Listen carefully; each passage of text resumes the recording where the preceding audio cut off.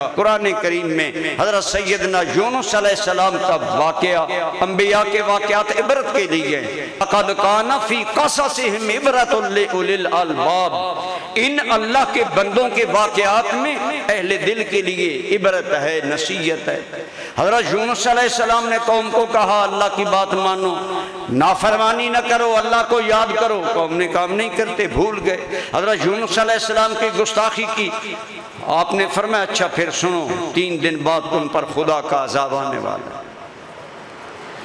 اب 3 دن جب گزرے تو عذاب کے آثار ظاہر ہوئے۔ حضرت یونس علیہ السلام نبی تھے، سمجھ گئے اللہ کے عذاب کے آثار شروع ہو گئے، عذاب آنے والا ہے۔ آپ وہاں سے نکل آئے اور سوچا اس قوم پر اللہ کا عذاب آئے، لہٰذا میں دوسری جگہ چلا جاؤں، لیکن یہ نکلنا بغیر اذن الہی تھا، اپنے اجتہاد سے تھا کہ یہاں عذاب آئے گا، میں یہاں سے نکلتا ہوں۔ اور قوم پر غصہ بھی تھا کہ انہوں نے میری بات نہیں مانی، لیکن نبی کی اتنی بات بھی اللہ کو گوارا نہ ہوئی۔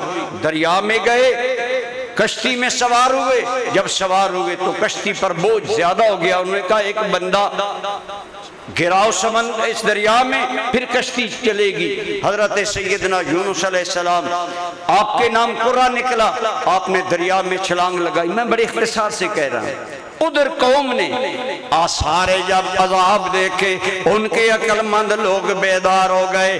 ہمارے ملک میں کتنے آثار عذاب آج ظاہر ہو رہے ہیں، لیکن ہمارے حکمران جاگنے کے لیے، چلو حکمران نہیں ہم تیار ہیں، بولیں کیا ہمارے بے نماز نمازی بن گئے؟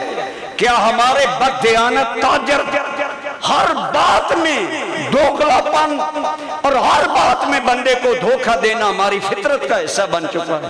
یہ میرے اس معاشرے کا بہت بڑا ایک قصور ہے۔ بڑا دیندار آدمی لیکن دوغلا پن نہیں جائے گا۔ واللہ اللہ کو کفر دنیا میں رہنا پسند ہے، منافقت اللہ کو دنیا میں رہنا پسند نہیں ہے۔ اور کیا یہ منافقت نہیں کہ ایک دیندار بندہ، حاجی بندہ، اس کے گھر میں بے حیا فلمیں چل رہی ہیں، ایک حاجی بندہ سود پر خفیہ کاروبار چل رہے ہیں، بظاہر بڑا نیک آدمی لیکن چغل خوری، ایک جگہ سے بات لی دوسری جگہ جا کر آگ لگا دی، خاندانوں کا سکون برباد کر دیے۔ جس قوم میں یہ دوغلے پن ہو، کب خدا کے عذاب سے بچے گی؟ لیکن اگر فرمایا ہم تمہیں کچھ پریشانیاں دکھاتے ہیں لعلہم یرجعون، تمہیں ہوش آئے۔ یونس علیہ السلام کی قوم کو ہوش آ گیا، عقل مند لوگوں نے بلایا۔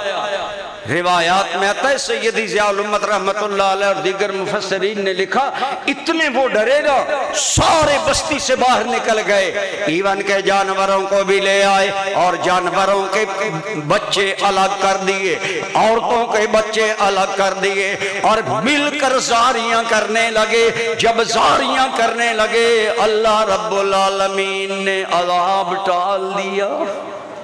فرمایا میرا وعدہ ہے جو قوم مجھ سے ڈر جایا کرتی ہے اور انہیں اپنا احتساب کرنا شروع کر دیتی ہے۔ ادھر یونس علیہ السلام آپ چونکہ قوم کو چھوڑ کر چلے گئے تھے کہ ان پر خدا کا عذاب آئے گا، جو ہی آپ نے سمندر میں دریا میں چھلانگ لگائی، مچھلی منہ کھولے بیٹھی تھی، اللہ کے حکم سے آپ اس کے منہ میں چلے گئے۔ فرمایا یونس علیہ السلام ہمارے خاص بندے ہیں، ہر حال میں ہمیں یاد کرنے والے تھے، لیکن ایک بات میں ہماری وحی کا صرف انتظار نہ کیا، ہم نے لقمہ مچھلی بنا دیا، مچھلی کے پیٹ میں چلے گئے۔ فرمایا وہاں حضرت یونس نے اللہ کو پکارا، گویا خیال آیا مالک اتنی سی کہ میں نے وہی کا انتظار نہ کیا، اس میں بھی معافی چاہتا ہوں۔ ارشاد ہے ونا فنادا فی الظلمات ان لا الہ الا انت سبحانک انی کنت من الظالمین۔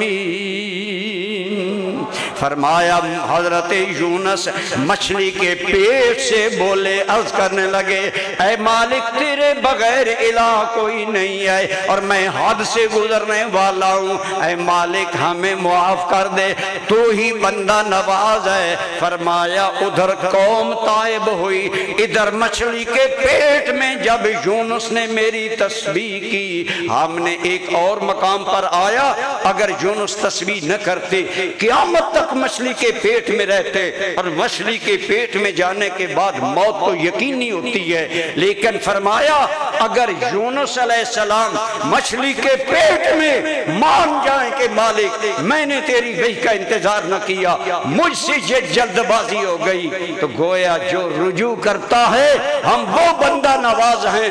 مچھلی کو حکم دیا میرے یونس کو باہر پھینکو، حضرت یونس کا بدن گل چکا ہے، اس کے اوپر کدو کی بیل اگا دی تاکہ اس کے چوڑے پتے یونس کا لباس بن جائیں اور دھوپ کی گرمی سے بچانے کا ذریعہ بن جائیں۔